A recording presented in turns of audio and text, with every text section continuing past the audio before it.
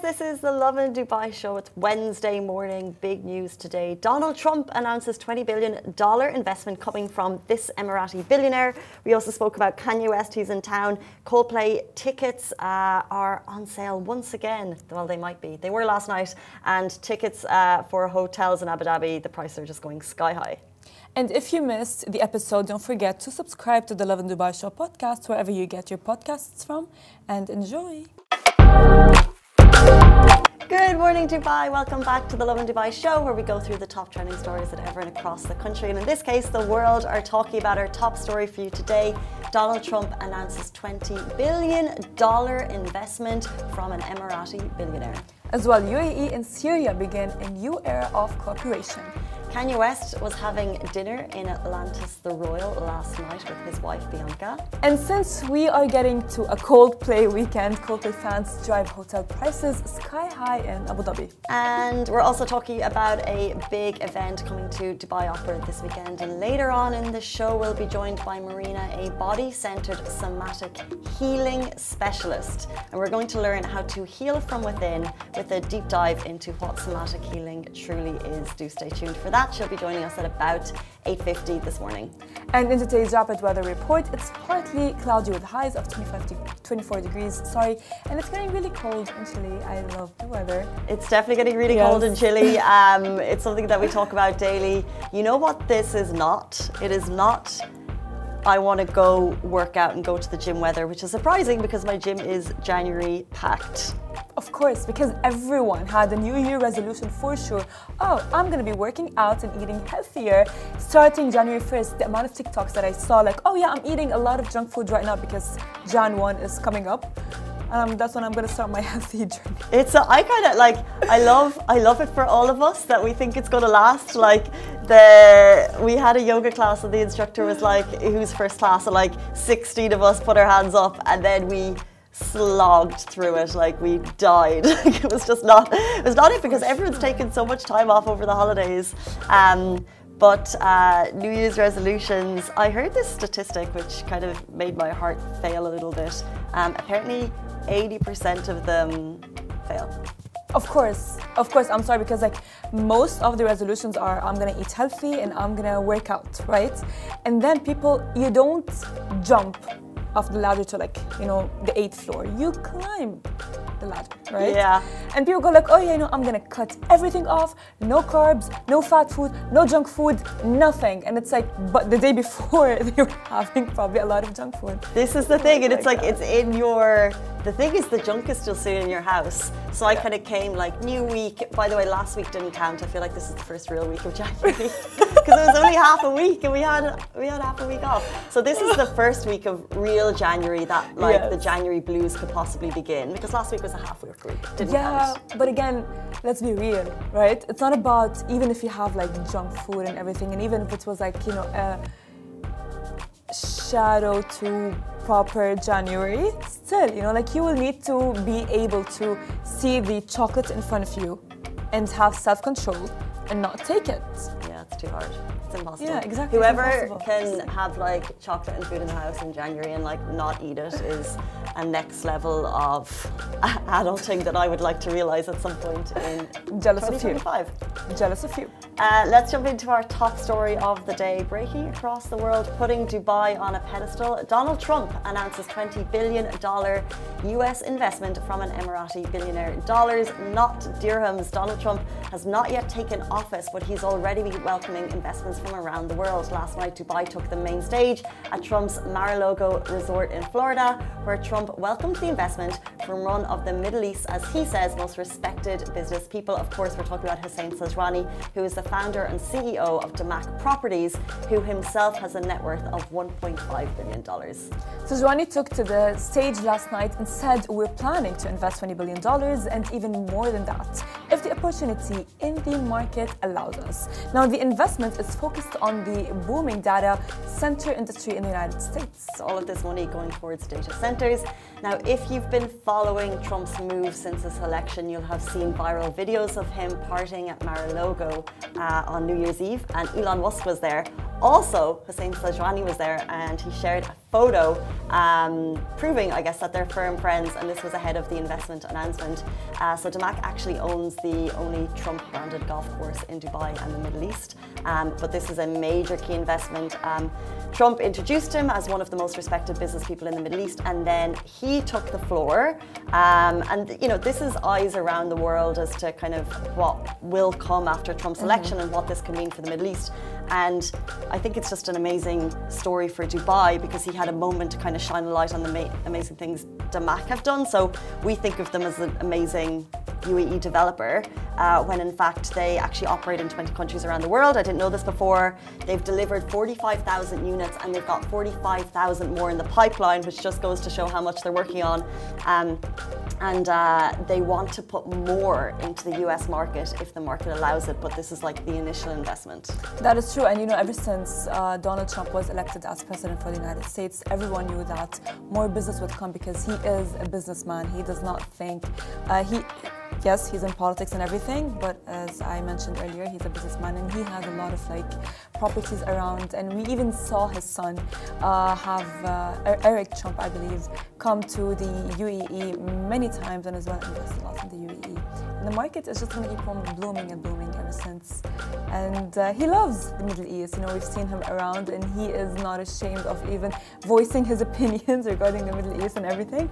And that would be really cool. I'm very excited for him to actually get into office, and I would want to see all of the investments he will be implementing in the UAE and around the Middle East. Let's see about that. I mean, is it Eric Trump or is it another son? I'm sure you've seen this, the TikTok that went viral. Oh my God. And it's like, I love my briefcase. Oh my God, oh yeah.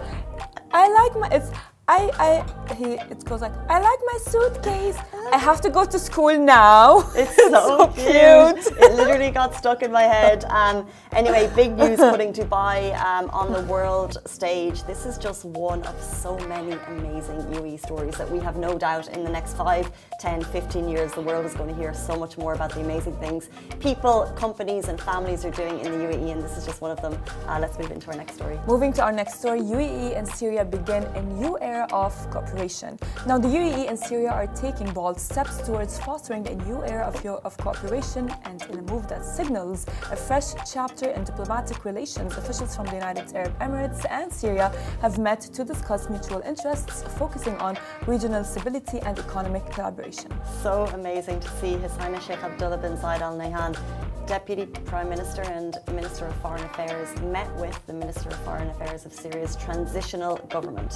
Well, His Highness Sheikh Abdullah reaffirmed the UAE's steadfast stance in supporting Syria's independence and sovereignty over its territory.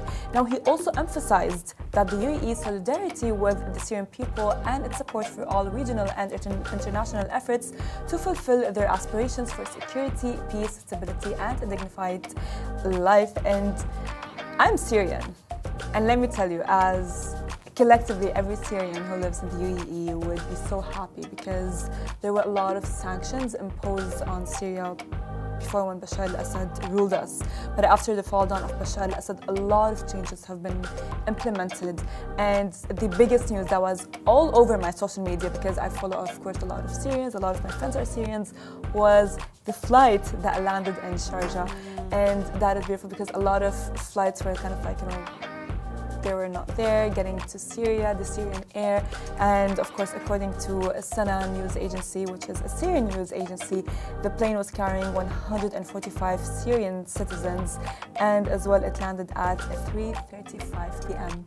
And no wonder, it was like my stories were like, oh my God, the plane landed in the UAE, and it's the first plane that landed from Syria to the UAE, which is commercial airlines flight. How does it feel now, I guess, to see I guess at a government level, government making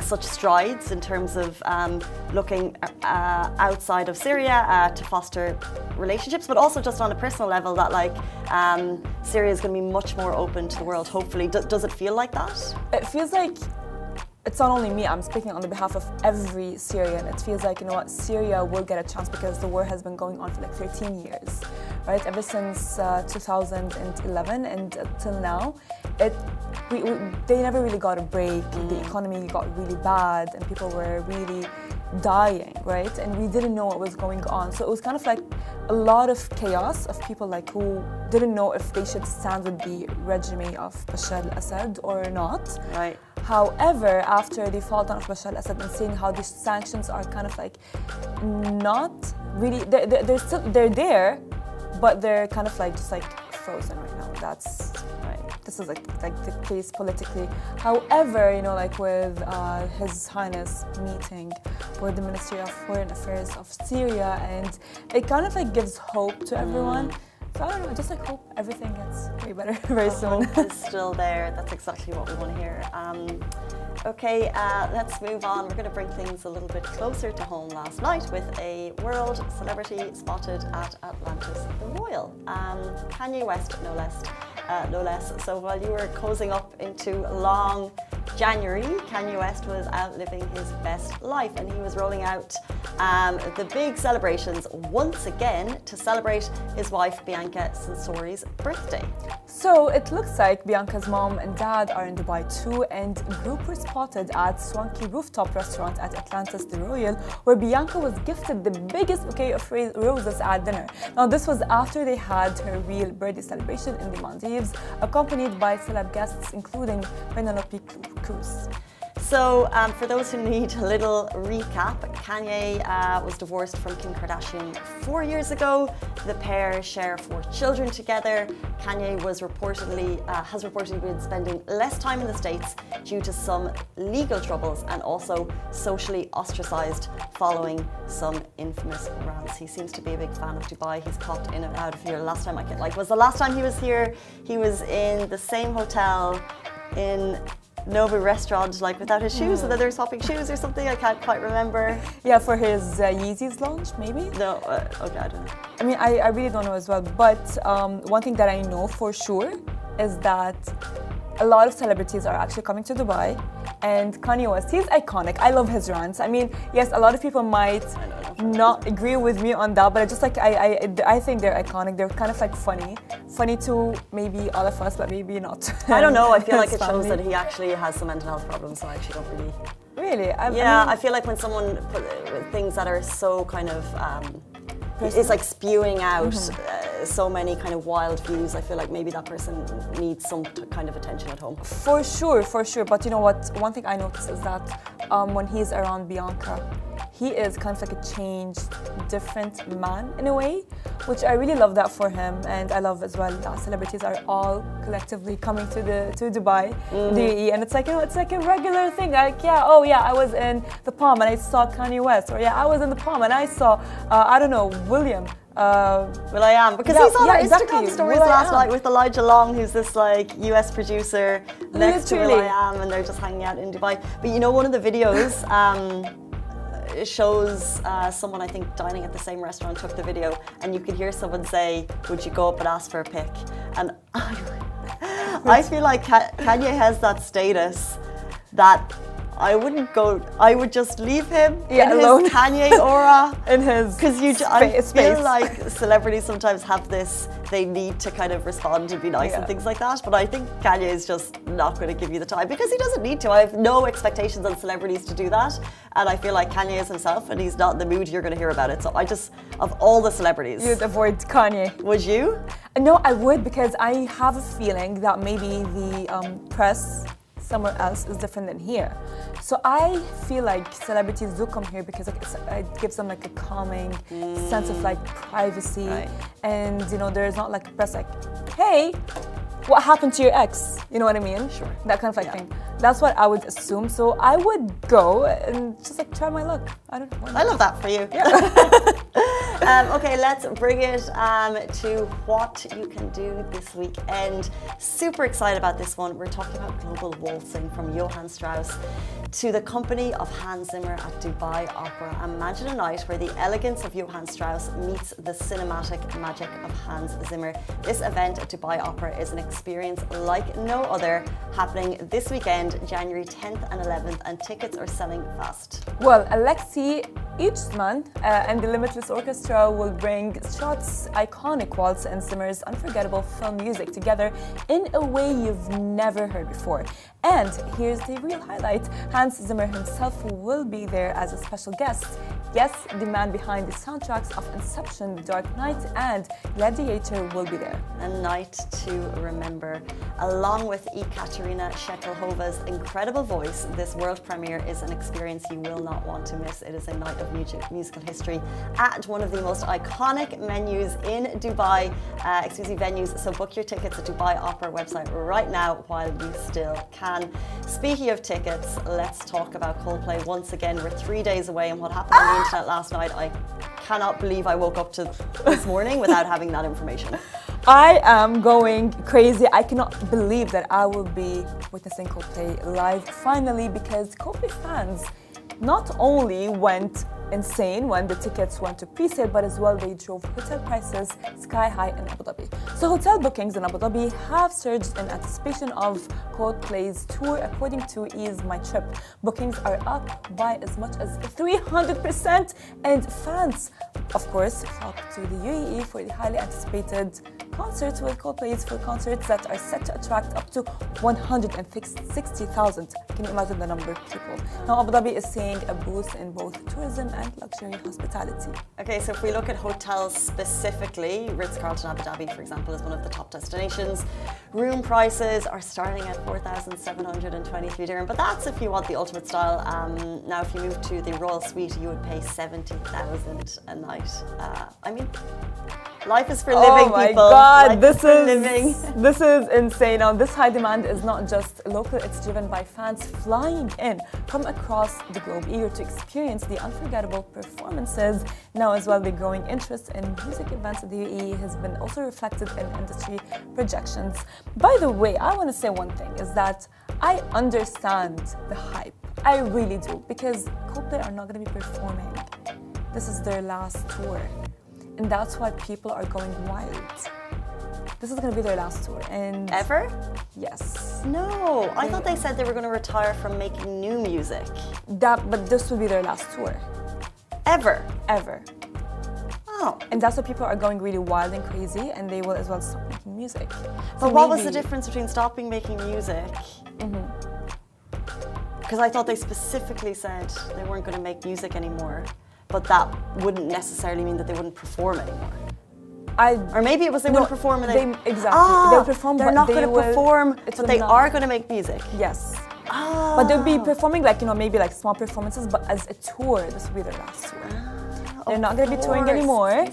And that's why people are really going wild. And that's why it's a 4-day concert, because all I'm thinking about is, oh my God, I don't want them to be tired from the day of them performing and then they're performing again.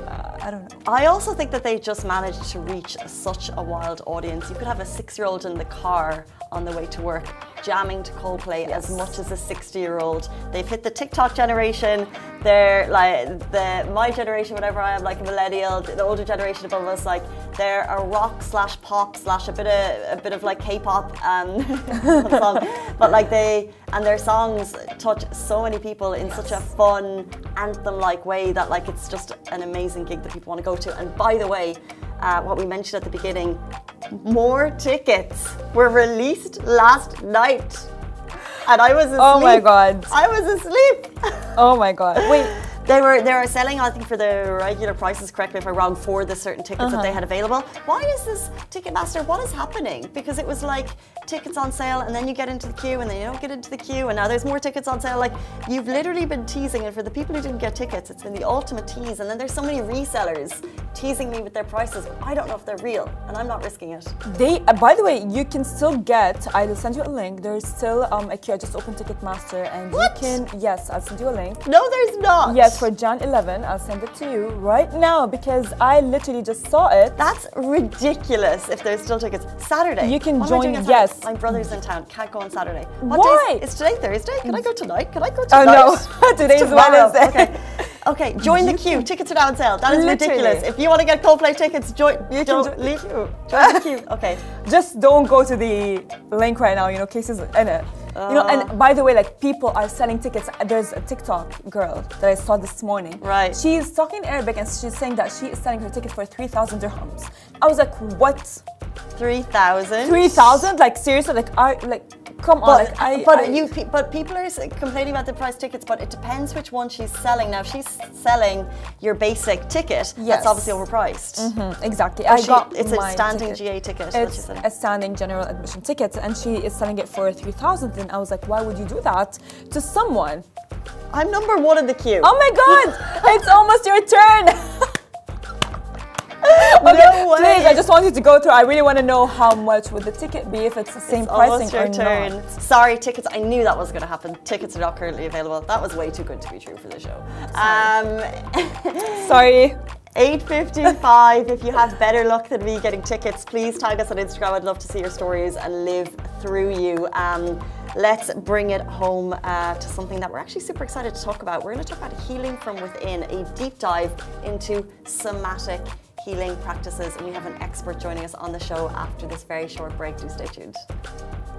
Good morning and welcome back to the Lovin Dubai show. Today's guest is Marina Savage, a body-centered and somatic healing specialist who helps people release stress and heal from trauma by reconnecting with their bodies through somatic healing practices. Here to tell us all about it, welcome to the show. Thank you so much for being here. Thank you so much for inviting me. Good morning to you and good morning to everybody who is with us this morning. So we had a chat before and now before this show, and I tell to ladies, I hope so this subject today not going to be too much for this morning, but I think so it's a good really for the beginning and the start of the year. So thank true. You so much. And we're so excited to dive in. I mean, I love it because everyone, of course, you know, I hope it's on everyone's New Year resolution is to heal from any trauma that's there. But for those who are unfamiliar, how would you explain somatic healing to them? So it's a very good question. If I can just briefly say before I tap into that, actually how that came to me. And I believe will be interesting for all of us, because I think so when we have some certain triggers in life, some very difficult points in our life or losses, this is the moment that sometimes something big happen within ourselves, with our bodies, where we start questioning our life and our behavior and actually how we've been through the life. So before 7 years when I lost my dad, that was actually trigger for me. And then my dad lost his life from lung cancer, and after 3 months my brother also got diagnosed with the Cushing syndrome, because Cushing syndrome is starting from the cortisol, which is a hormone of stress.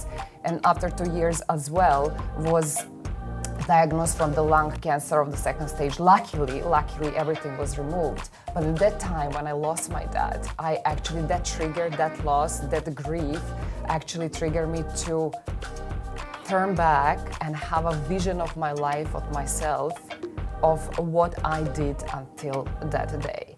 So who am I actually? So I really started to, I always been seeker since childhood. I always like to ask those deep questions. I always ask my mom, how we are existing, how this came. So what is there? So she told me, Marina, when you grow up, you will find people who will answer those questions. So yes, we are those ones who can really answer to each other those questions. And we are those ones who can make ourselves sick, or we can heal each other's. So at that time, I started really to explore myself, to question my migraines that I got in my life, like severe migraines, my feelings, insecurities, moments when I just overburdened myself, overdoing myself, overgiving myself without feeling comfortable and feeling guilty, saying no to people when it's the moment to stand up for myself. I knew to shake like this. Yes, so all those things that I just go through life, I brought myself to anorexia almost also in one stage of my life, even though coming from the fitness industry for 20 years, I was thinking that I'm doing right things to myself. So when we don't have this perception of ourselves as a whole, right, of our sensations, of our feelings, or our actions and our thoughts, and we are just going through life because we think, oh, this is just how I am, oh, this is how life it is, right? So this is how I should live. then we are just going on autopilot. And before a few days, I tell to my client, when we have anxious mind, when we are in chronic stress, we don't have space actually to think clearly. We don't have space to make clear decisions. We are reactive. So my curiosity actually, by working on myself, healing myself, diving into myself, actually brought me people, mentors, studies, intuition, also to really become whole. So. Wow, what a journey, and we're glad your brother is okay, and so sorry about your dad losing parents. Thank you so much. Thank you so much for your empathy. It sounds like self-exploration is a really important process for somatic healing, and I wonder for everyone watching today who wants to heal and for ourselves, like, what is the first step? It sounds, it sounds like a simple process, but actually, how do you start that process? It sounds like a simple process. Of course, when we reach some level, everything is simple. But everything that I want to say about somatic healing is through the process that we are actually learning to come back to our safety, to create the safety within our nervous system and within our bodies and minds also, when we want to pursue something. So we can start with just starting acknowledging what sensations we are feeling at a certain moment. Let's say I'm guest today. So when I was sitting outside, just simple life example, when I was sitting outside, it's very natural for all of us that we have certain the heart rate up a little bit, right? This is now physical sensation. Oh, my stomach is a little bit in a pain. Something is happening there because now I need to be guest on the TV. It's a responsibility, right? I have responsibility what I'm going to say today, how I'm going to say, and what is happening. What we learned before, that we've been so much judged, right, through life, when we make some mistakes, when we say something that may be not appropriate, we've been punished. So our cells, our bodies are very old. Our bodies are very ancient. So our bodies needed thousands of years to develop and to be where we are today. So we carry in ourselves so much memories and so many traumas through life. It's not just from this life, but this is another subject. But I was sitting outside, and because now I have tools, right? I was sitting, I was just grounding myself, I was breathing, I was connecting into my sensations, what I sense, what I feel in this moment, where I feel that in my body. I was breathing into that space, reminding myself that I'm safe to come here and to talk with you and to share this blessing of this subject for all of us, really, and for our humanity. And then also acknowledging what I think. Is it any mental process I'm thinking now, right? And do I remember where I maybe learn these struggles and these contractions? But because now my nervous system already developed this capacity of safety, so very, very fast I could come back into my safety and feel comfortable to come here and clearly to talk about this subject. So really, through somatic healing is really remembering and reminding our nervous system that we are safe to be who we are, that it's safe to express yourself. When you have your needs in your family, in your relationships, on your workstation, your bosses, right, managers, it is okay to express how you feel and how something makes you feel. And I truly, truly, truly hope and praying that we will have those conversations when I ask you, how are you feeling today? So how many of us asking each other, how are you actually feeling today? So somatic healing is not just about our emotional body, but it's really from, and it means soma, which is from ancient Greece. And they didn't look just on the physical body, right? Because soma means body, but they look on the body as a whole.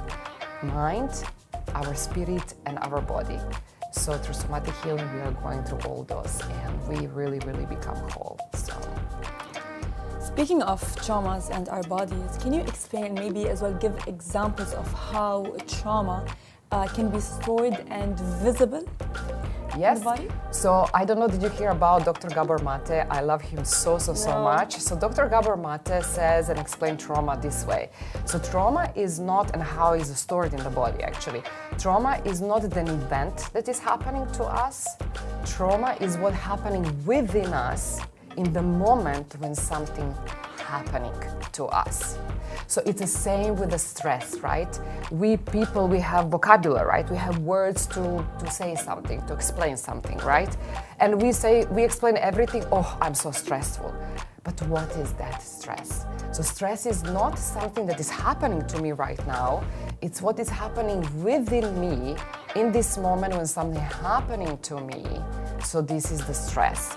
So this is how trauma also stayed stuck in the body when the moment when we're going to overwhelming experience, let's say if we grow in very unsettled family that is very critical, and then the parents actually, let's say, by the way, there is no blame for any parents. Parenting is the most valuable and the highest thing that we can experience and most hardest, right?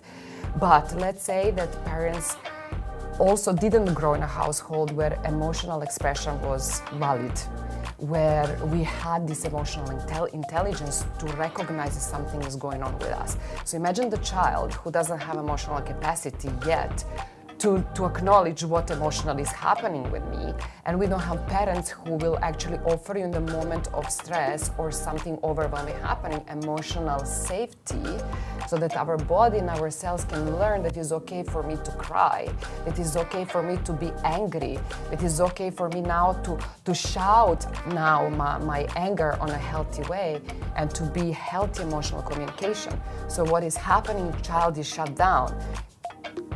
We are all different. Can happen that kids, let's say, squeeze stomach or squeeze the neck or the jaw. Let's say could be physical manifestation later on in life. Could be the child learn that it's not okay to express the feelings and the side of anger. And when we grow in life, whenever we have a trigger, when we actually be angry. So I had so much anger when my dad passed, that I wasn't aware. So I had so much anger. Why he left me? I couldn't see him even. So I needed to find out, and grief and guilt. So I needed really to go into my body to find places where also I learned that it's not safe for me to feel those emotions, because richness of our human existence is all in feeling, in expressing and feeling. So yeah. How do we know how connected the mind and the soul is to the physical body? Is there a science that connects them, or because we speak before about stresses can cause things in our lives, like it happened to your brother. We know this. Yes. So we try and reduce stress in our lives, but is there like a science that shows that there is a connection? A lot of scientists today are looking into that subject. So we have a lot of research about PTSD, fibromyalgia, thyroid glands, and all these physical manifestations that today we have, especially present in the woman, that is really connected to the way that we believe about ourselves. There is a belief system, that's something that we learn from society as a collective.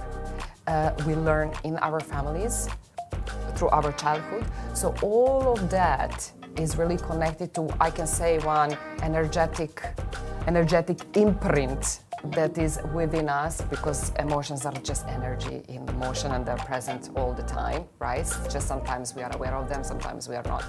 But all those things that are obtaining within us is something that's guiding our mind. And usually in society we can see that everything that we witness was like, oh, your mind, you need to be strong, is the way how you say things to yourself, right? But we're actually neglecting the 95% of what is in our bodies, because they say the body is our subconscious mind, and the subconscious mind has much more power than actually our conscious mind. So because it's working much faster than our consciousness. Mm-hmm. So those energies, belief system, what we believe in about ourselves, what we say, how we perceive life, how we look on life, what we believe about relationships, right, that we deserve. So we can self-sabotage ourselves. Because why? Our body will always try to protect us from something that body didn't learn or didn't learn safety. So I can give one example, let's say, how our body remembers sensations and how we can react to that. Let's say on a 1999, I'm from Serbia, from Belgrade, so it was bombarding in my country. I was 19. So that night, and remember when bombarding started, we stay without electricity. My dad just says, run down. So I was jumping 5-6 stairs to reach down to the basement. So we reached down to the basement, and because my parents were all over the place, right, to help the neighbors, because we didn't know what will be right. So I remember sitting on the bench in complete dark in the smelly basement and shaking like this for 1 hour. So my body, right, I didn't had nobody to offer me safety, so that my nervous system and myself can go maybe easier through that process. So when I came in Dubai, I remember I was sleeping, and in the middle of the night, actually plane was crossing our house, and was really crossing so low. So the sound of the plane was very, very high. And in the middle of the night, so I'm sleeping, I jumped. So my body, as a sensories, remember that sound of the planes. I jumped, I wake up my husband and I say, we need to run out, we need to run. And my husband said, Marina, just breathe. What's happening? It's just plane. So then I realized, wow, I still need to work on this, because we are in a constant alert and we are in a constant survival, and we are in a fight, flight or freeze level of our nervous system, so we cannot respond to life. We are in a constant protection and survival. So yeah, I'm praying that we will start working on ourselves and tapping slowly, step by step, into our wholeness, into learning to express, really, because this is liberation for us and for our bodies and for our health. And maybe I feel like what you went through was something extremely traumatic, and although we don't all have similar life experiences, I'm sure we all do have deep subconscious from growing up that we should be potentially trying to heal. Yeah, 100%. Yeah, we all have trauma, definitely. There is a traumatization and there is a trauma, but there is no one human. We're not going to be human beings if we don't have some kind of traumas. And you and me, we can grow in the same household, but your nervous system and mine not going to be the same. So you and me, we can go through the same challenges, same experiences, but we're not going to respond on the same way to the same occasion. So maybe for you something that is happening will be very small, nothing, but for me it will be very traumatizing. So interesting. Yeah. Well, according, of course, now to I've read Sigmund Freud's book, that emotions, stress, anxiety, trauma, all of these things are related to other diseases. Oh yes. So do you think somatic healing can actually heal all of these things and maybe put the actual diseases in remission or in a stagnant mode?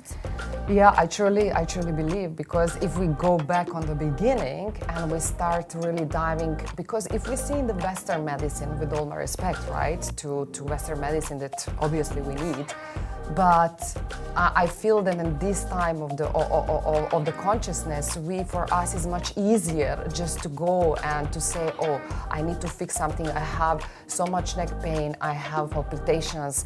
I don't know. I have stomach issues. I have severe migraines. So let's go, and I need medications. And this is the symptoms that we're working on the surface with something, but we can dive into sensations of when everything started. What is the energy around the actual pain, right?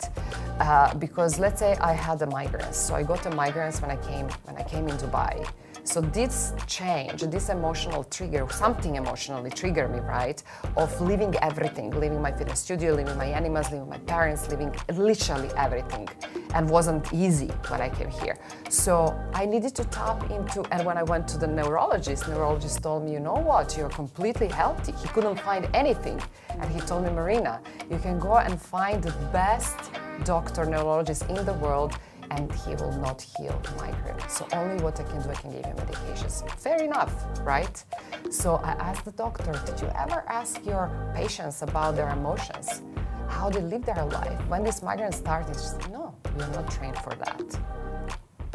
And this is the moment we can dive into sensations, into actually the memory right? Implicit memory, not implicit memory, which is in the body, and into our subconscious to see to what is connected actually to this illness, the energy of the illness, sensation of the pain, right?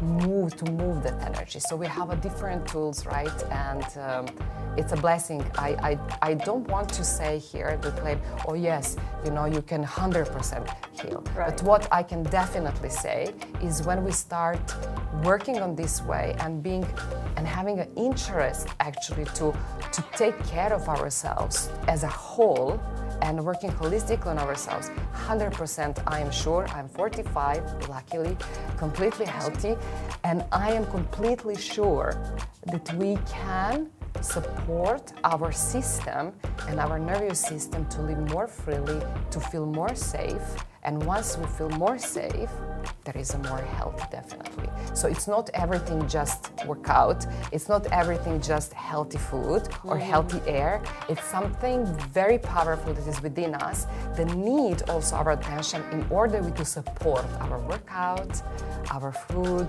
our breath, and everything else. So, how are your migraines now? Good. Migraines are good. Important. Yes. We have gone way over time, so we just have time. Oh my God. So we just have time for one more question.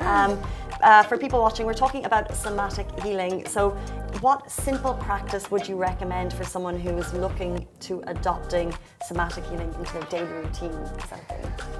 So I will always first say ground yourself. We are in Dubai, so we can always remove our shoes and go in the garden or just on the floor and ground yourself, close your eyes, just breathe into your body and feel the sensations in your body and feel this connection with the ground.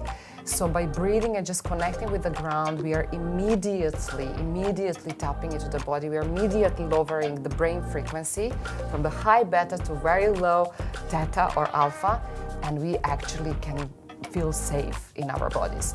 Also, there is a million exercises, breathing. I'm a breathwork practitioner as well. So I always recommend breathing. Just calm breathing, let's say, we can do this.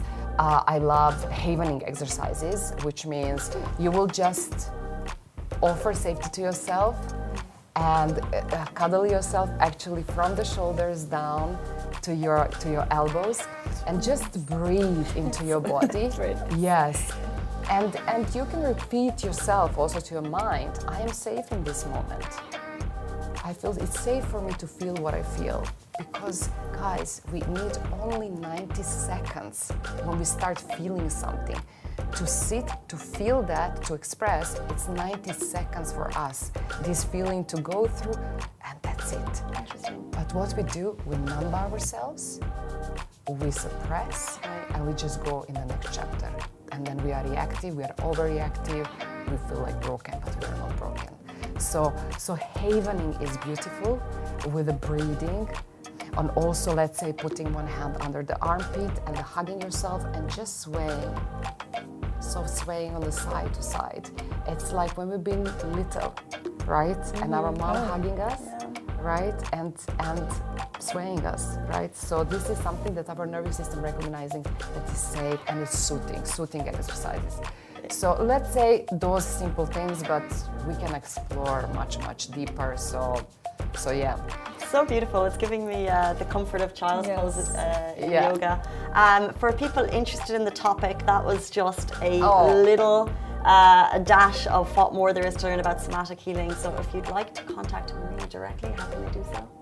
They can contact me through Instagram, Marina Savitz 1111, or maybe through my email, thrivewithmarina.com.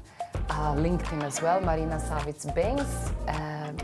Awesome. Thank you. And so also much through you guys. Yeah, exactly.